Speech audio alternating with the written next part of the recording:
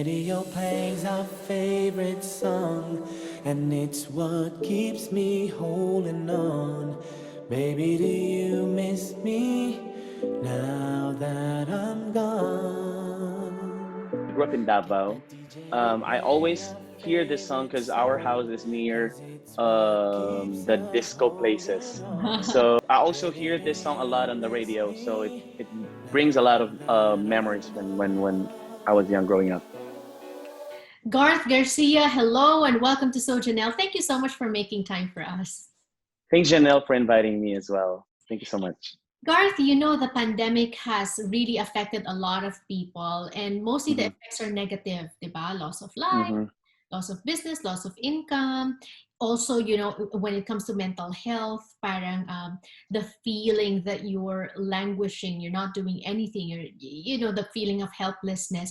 But we have featured and put a spotlight on stories of people who are thriving despite the pandemic, and I could say that you're one of those, no? Because there is a pandemic, but here you are. You just launched a single, which is a remake of a hit song by another Filipino singer, Jocelyn Enriquez.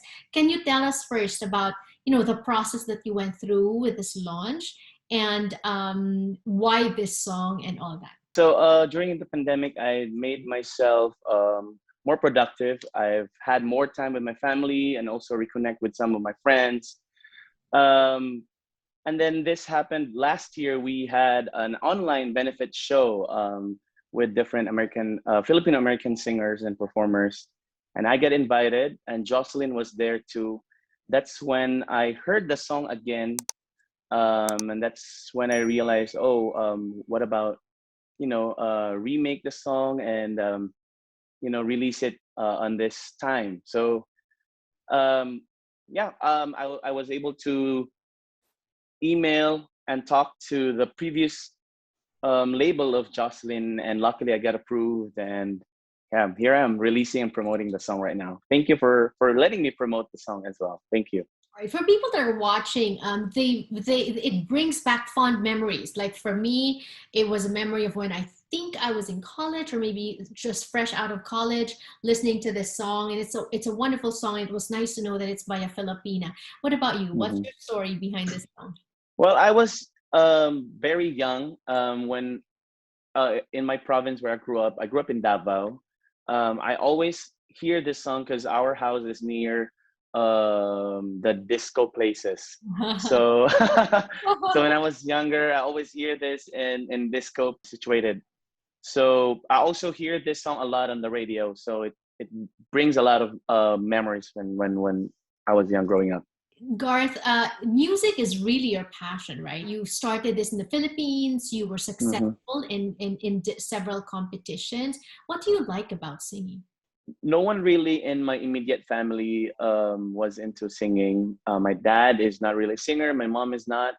But I was brought up listening to songs because my dad is a fan of different artists like Michael Bolton, um, Eric Clapton. So that inspired me. That when I was singing along with the songs, um, that gave me the interest of singing, and I realized that I'm into singing, or I was really good, as I say, on singing was when I competed. When I was in my fourth grade, I competed in a school competition, like Mr. and Miss Science, something like that. And I have nothing to do as my talent, so I sing, and I won the best in talent. That's when I realized, oh, I can sing pala, and I should really do something about it and push it. Ang galing naman. So did you take formal lessons? May formal lessons ka with singing? Yeah. After that, I was enrolled in a singing lesson. Like it was called Center for Pop Music. Yes, I Mm, remember Center for Pop because I grew up in the oh yes. Philippines as well. Yeah.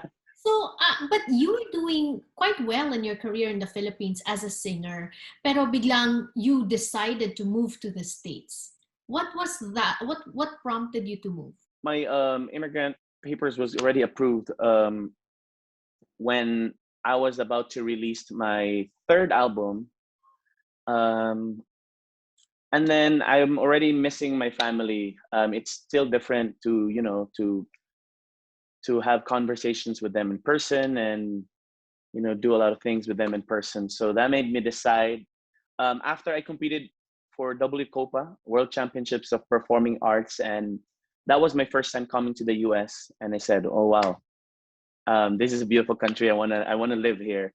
So the year after, I moved here. We've talked to a lot of people, like personalities in the Philippines, Miguel Vera, Paco Arespacochaga, Princess Hmm. Punsalan. You know, they've made a name in the Philippines, but even then they wanted to move here for some reason or another. And you're pretty much like them. You know, you have made a name for yourself in the Philippines, and then you decided to move here. But I like that I'm reading from what you're saying, that it's because of your family. Tama? You want to be Yes. closer to, Hmm. yeah. Correct. Pareho tayo. I wanted to be closer to my siblings and my parents, because they Hmm. moved here. They migrated first, no? So and then I followed. But I know that as an immigrant, there's a lot of sacrifices, right?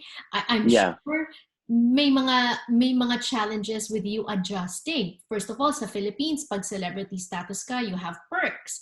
And then dito, you become like a common citizen, right? And then you have to Yeah. get used to that. What were some of your struggles as an immigrant? I was full time doing music, writing songs for different celebrities, and for the movies. Before coming here, I also released albums, promoting it in different places. And the struggle was maybe coming here. I felt like I'm back to zero. I don't know anyone. I don't have gigs. I don't have shows. I don't have assistants to do, um, to help me with, you know, looking for shows or management. So that was the first challenge. Also, I have to do, to work here in the US to support myself as well. I've done different jobs. Um, you know, I thought I can't do, or I can't go to that kind of profession. But yeah, I did all different jobs just to where I am right now. Yeah, you know that kind of strength and grit and tenacity. I always admire that. You may find commonality with Paco Arespacochaga, right? Who Yeah, yeah. is a musician in the Philippines. His first job here, and he's always open about that, was a cargador, a Oh warehouse wow. staffer. Oo. And there was even a time that he worked as a janitor.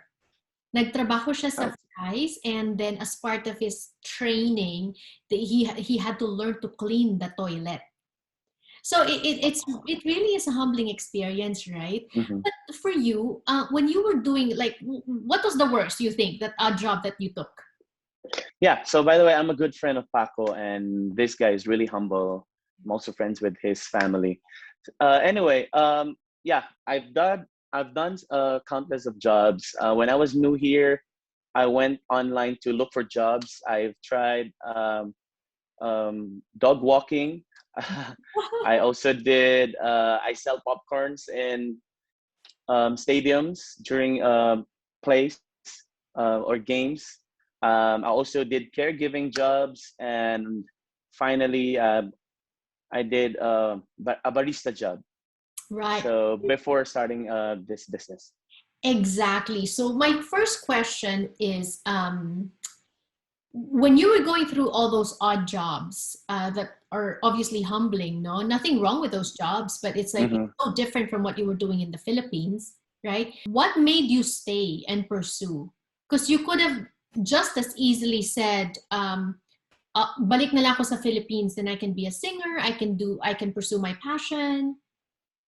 Why didn't you do that? Well, you know what? During these times when I was working with different jobs, I was already able to establish myself here. I was introduced to different producers and different venues to perform. So I was also enjoying my profession as a singer. As a side, I got invited to different states to perform. So um, and I told myself, oh, I think I can start making a name here in the Filipino American community in the U.S. Right. And you did that with your singing, but also in your business, right? So you started Doctors on the Go. Can you tell us some Mhm. more about this business venture? What pushed you to start something like this, and what is this about? So I used to work for a company that does the same business, and then I was inspired to open up my own as well. So this is a mobile doctor company. It's basically a medical clinic. We send nurse practitioners and doctors to patients' homes instead of them going to the hospitals or clinics. And we hired doctors and nurses for them to see our patients. So that's what we do.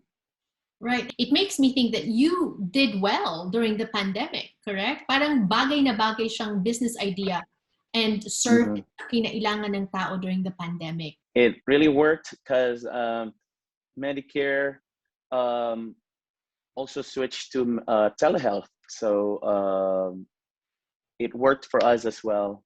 And more patients are coming because of the situation. So the negative scenario became turned into positive as well.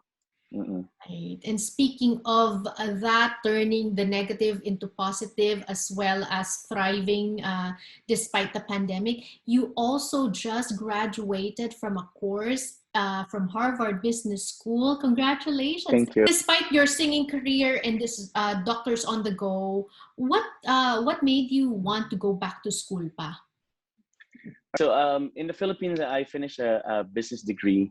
So when we started the business, I told myself, oh, I need to learn more because we are young entrepreneurs. And I browsed online on what course I could take to improve my management skills and all that. So I browsed upon Harvard Business School. I tried applying, and this course actually requires you to own a business. So it's perfect for me. It's a 10-month course, but it's equivalent to an MBA. So I applied, and luckily I got accepted. Right. Mm-mm. Congratulations. What was that like? Being in school, going to Harvard, no less. Yeah, well, it was very challenging. It was very tough. I was my cohorts are a lot older than me, and they are very successful in their businesses. So it was pretty challenging, but you gotta finish. You gotta learn. They also learned a lot from me, as they said. So um, it's an awesome experience. Right. So Sobra. now you're a singer and you're an entrepreneur. Which one do you like better? I already started a family. Syempre entrepreneur because that's your passion will always be there, but you gotta hustle for your family. So I would choose being entrepreneur. Maybe if I have to only choose one. Right, right. Mm. And tell us about your family, wife, kids. You have a baby? Yeah, I have an 8-year-old. So they just went back to school 2 weeks ago. So So now, drawing from your experiences, we're gonna ask you to give advice. No, for first, your advice to immigrants out there. Maybe not during this time, but as the world opens up even more, we're gonna mhm. get people from the Philippines, maybe, or from other places wanting to come to America. What would be your advice to them? Do not be afraid. Seek better opportunities. Do not be afraid to try. Pursue what you really like the most and you think you would excel. And don't be afraid to ask help from the right people. And coming here to the US is very challenging, but as long as you have a family or at least a friend that you can depend upon, you'll make it. Also, be willing to try. No, you said Mhm. willing to try because, like with you, you tried a lot of different jobs, and that's Yes. what I did too. You know, you don't come here from the Philippines already established. You have to establish Correct. yourself, and if it means starting from zero, then that's what you got to do. But that's another that's also an advice to entrepreneurs, right? Because as an entrepreneur, you also have to start from zero. What will be That's right. advice to others out there who might want to start their own business? We started from almost nothing, and I almost didn't believe in myself and in starting the business. So as long as your heart is into it, and you know that you'll succeed, you can definitely do it. You can nail it. Yeah. Finally, the secret to thriving despite the pandemic. You released a song, you graduated from Harvard Business School, I did a lot. flourishing. I mean, wow. So what secret can you share with us how we can not just survive but also thrive during this time? Basically, what I want to share is make yourself productive. Go out there, try different things, and do things that you know you'll succeed. Thank you for those tips. What's on the horizon for you? Saan ka namin pwedeng abangan? Now that the pandemic is almost over, all establishments or all places are reopening. I have an upcoming show, June 11. It's gonna be in Neupitz, downtown LA. It's a show, it's a concert, and then June 12, I'll be in Virginia. I got invited to perform for a Filipino American community in DMV. That's what they call DMV. It's in Virginia, and we're also gonna be doing another show in New York. So abangan nila. They can see that on my Instagram. It's Garth Garcia. Follow It's Garth Garcia on Instagram. Ako, I'm following you, Garth, ha? Yes, and also, I am too. I see everything that you're doing.